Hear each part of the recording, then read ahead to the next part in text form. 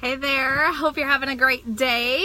My name's Natasha Robertson, for those of you just joining in and new to this page. I'm excited to come to you guys with another Objections series topic that I have been getting a lot of messages with and also comments about is I can't afford it. You know, I don't know what company you're with, what product you're selling. And frankly, it doesn't matter because this objection is across the board no matter what. People won't go get their hair done because they can't afford it. People they don't take care of their health because they say they can't afford it. I can't afford to eat healthy. I can't afford to buy water. I've heard that one before. Being in my background in nutrition and exercise science, I've heard that. I can't afford to buy water. I'm like, water's free.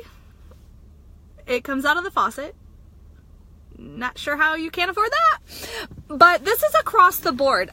So I'm going to apologize for doing this in my vehicle. But today is crazy. For those of you who know me, know that on Wednesdays, I still do what I love. I absolutely love helping people. And so I use my skills from my career and continue to see clients on Wednesdays. So today is packed full of clients, fun, and, you know, helping them feel better. And so I want to do this before I started my day. So let's talk about that. Tell me where you're watching from. Drop in the comments below. Don't worry about this little gear shifter here in my thing here. But I am super excited to come to you guys real quick in here. You should see how I have my phone contrapted on my dash right now. It's kind of crazy. So we're going to talk about this objection. It costs too much. I can't afford it. Are you serious? That's the price? Yeah? You guys get that? Do you guys hear that a lot? Are you like, tell me in the comments if you're like, oh, I've gotten it so much that I seriously don't even want to talk. I hope that never comes up. I don't like when it comes up. Like, how much is it? You know, I don't like that question. I avoid that question. Do you guys get that? Like, do you guys get that feeling of, oh, please don't tell me how much it is? Well, let me give you some insight. Maybe that will ease your anxiety to that question because you know people are like, oh, but some things that work for me, and it doesn't work for everyone, guys. I can use the same strategy with every single person. Say I do it for 10 people. Out of 10 people, it may work for 7. And the other 3, it still doesn't work for because it's all here. It's a mindset shift, right? That they have to get into. A lot of times it is more of them limiting themselves or them looking at it too big of a picture versus broken down. They can't see into their life on how much they truly do waste every day of money. And so it's our job as their friend, really, to point stuff out. You know, I look at it as I'm doing them a favor when I start to point some things out that they may spend money on because, guys, I don't know about you, but I can get done with my entire day and go, okay, I had $100 bill in my pocket. I don't know what I bought. Like, I have $20 left. What did I spend $80 on today? Have you ever done that? Like, seriously, it is the holidays right now. I'm sure all of you are dealing with that. You're like, oh my gosh, how did my bank account go from this to this? Did I really spend that much money? We all do it. We all do it. And it's just so easy to do stuff like that. So, all right. So some strategy, now that I got some of you on here, some strategies that I do is first and foremost, I get to know the person. I think that is, good morning, Victoria. I think that that's the most important part is getting to know the person, build that relationship with them. And it can be like 2 conversations. You get to know, you know, a little bit about who they are, maybe can see some of their struggles. Maybe you see, you know, wow, they're a single mom with 4 kids. Like, that's a big deal, people, to know those things. And it really helps you to strategize on how you're going to discuss the cost and overcome the cost so they can purchase your product and feel better or look better or clean better or shine a little bit more with jewelry. I don't know. But that is the first thing. You must get to know the person. Big deal. Get to know the person. I never want to say, oh my gosh, it's only $100. Like, you seriously can afford it. When I don't even know, like, maybe their gas bill was just shut off. Maybe, things were happening in their life that they don't put on social media. Wow, someone doesn't blast their whole entire life all over Facebook. Like, who doesn't? Right? But seriously, we have to be humans. We have to have a heart. We have to care. So many people go into it with, I love how they say, John Melton says, commission breath. Seriously, you're not even thinking about the person. They need what you have, and they probably seriously need your opportunity. But you got to get to know where they're coming from. Where are they in life? What does that look like? And you don't have to be nosy. You don't have to keep pulling. You can pretty much see that by just asking a few questions. So like I always say, hey, tell me a little bit about yourself. Like, do you have kids? Or, do you live? Where do you live? What does your lifestyle look like? Do you like to eat out? I just get to know the person. Like, oh my gosh, seriously. It's so simple. I know you guys were looking for this big, huge, strategy. That's the biggest part, is really getting to know who the person is that you're talking to that has this objection. Care about where they are. Feel, felt, found. I totally know how you feel. And if you can relate, I felt the same way. This is what I found. I always go back to the feel, felt, found, because no matter where you are today, there probably was a point in your life you felt the same way. Might not have been, I can't afford to buy that product. It might have been, I can't afford to buy this. I can't afford to go out to eat with my friends. I can't afford to do this for my kids, right? You have felt that, right? How many of you guys have felt that? I mean, I have felt that. I have felt like at some point in my time, I just can't afford to do that. And it was something so small, but I just couldn't afford it. I couldn't do it. So let me know in the comments if you felt like that before. Can you relate to somebody who feels like that? So dig back inside to know what that feels like. Here's the thing. If you are promoting a product, you are promoting cleaning products, you're promoting jewelry, you're promoting toothpaste, I don't care what you're promoting, but you are seriously so excited because it's changed your life, right? It's done something. It made you feel beautiful. Oh my gosh, my skin is flawless. Like, you have that emotional connection to that product. This person does not have an emotional connection to anything but fear. Fear of the fact she can't or he can't afford it. So we can't go with all our excitement like, oh my gosh, you have no idea what this is going to feel like. It's going to change your life. You have to do this. Like, blah, da, da, da, da. They're going to run the other way and go, man, they don't really know me or care. So go in, biggest strategy on this, go in, be a human, get to know them, understand their situation, and give them options. So here's some options that I work people through, right? This is something you guys have been waiting for. And like, all right, Natasha, get to the freaking point. How can we get these people past this objection? Once you start to learn a little bit about them, like for instance, I just literally did this last week with somebody. And it was, it's Christmas time. I just can't afford it. And I said, first and foremost, we need to get that word can't out of your vocabulary. I don't allow my kids to say it, and I'm not going to allow you to say it. And she's like, okay.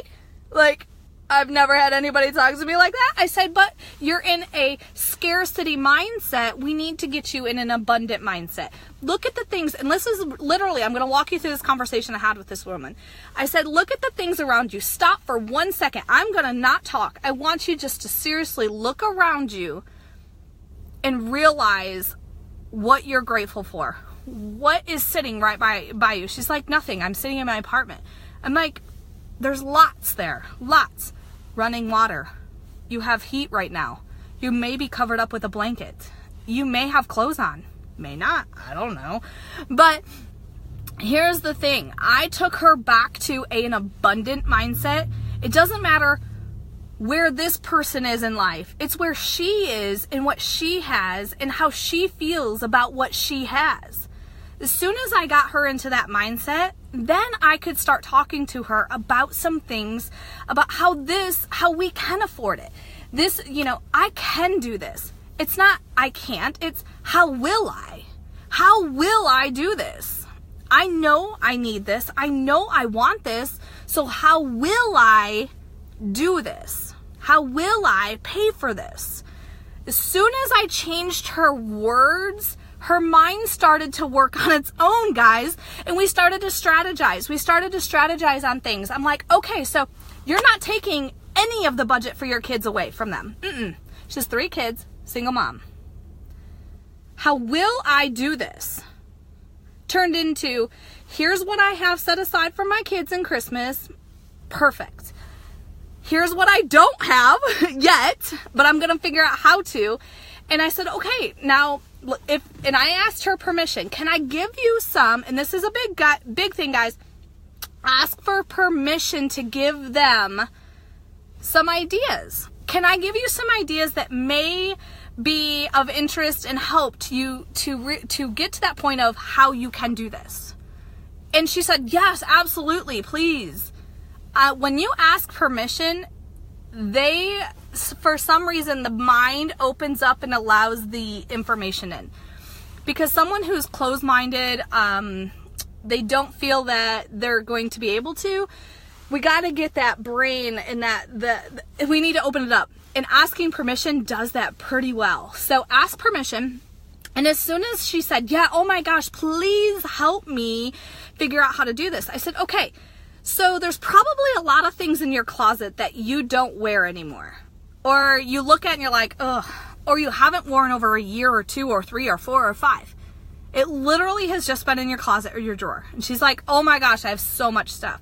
And I said, and you probably have stuff from your child who, if you're not hand-me-downs, it's at the very last child that's still good.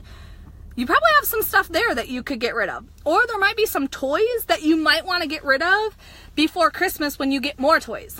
And she's like, holy crap. Like, I never thought of that. I didn't even have to tell her the next step. It literally was like, oh my gosh, I can sell this all on Facebook. Every single community has their own, I don't even know what they're called. They're each called something different. But literally, you post what you want to sell for the cost and someone buys it. So that's what she's doing. And you want to know something? Once I got to know her person, who she was, her situation, I became a friend to her, a true friend who wanted to understand it and help her, asked her permission so I could help her. Within 2 days, she not only had enough to afford what she wanted, but she had enough and more to add to her children's Christmas to make it even more special for them. Guys, we have to think outside of the box. We have to get away from, I need this sale, I need this person, I, and get into the mindset, your own mindset of, this person needs this. This person deserves this. How can I help them do this? That's how you think about that. That's how you overcome this objection. That's how every single time somebody says that, I overcome it. If they truly want it, they will find a way. And they will allow you to help them find that way if you ask them permission. Now, what if somebody says, oh, I can't afford that, but they're not open-minded, they're not willing to let you help them? What do? I can't buy it for them. I mean, I could, but I won't, because there's no value in that, right? So what I do in those type of situations, I say, you know, I totally understand. I exactly know what you're feeling like, and I get it. So, you know, if you're open to me helping you with some ideas on how you can afford this, how this can be part of your life, if it's something you want, I am totally on board. I'm ready to help you. If not, totally cool. I'll just send you, if it's okay, can I send you, you know, a promotion the next time I do a discount? Or can I send you the next time I, you know, have something going on? I just put them on my follow-up. And if they say, yeah, absolutely, I haven't had anyone say no, unless they truly just don't want what I have. And then that's less work for you, people. Like, be appreciative of those that tell you no. That flat out say no. That's one less person on your daily mind reach outs, right? Who do I need to talk to? Oh my gosh. That's one person that's off your list. Now, are they off your list forever? No. But you don't have to continue to think about, how am I going to get them to see this product? How am I going to get them to see this opportunity that they need? They become more on this other side of follow-up versus the more, I don't like to say aggressive, but the only word that really defines it is aggressive follow-up, where, you know, they're on your list. They want what you have. They just haven't taken that step to, you know, purchase or become part of your journey. So does that help? Does this help? That objection is so big, and so many people in this industry, like, shut down because of it. They're like, nobody wants it because it's too expensive. I can't get anybody. I can't. The first thing you got to do is change that word. You're talking to yourself in a scarcity mindset versus an abundant mindset. That's your first thing.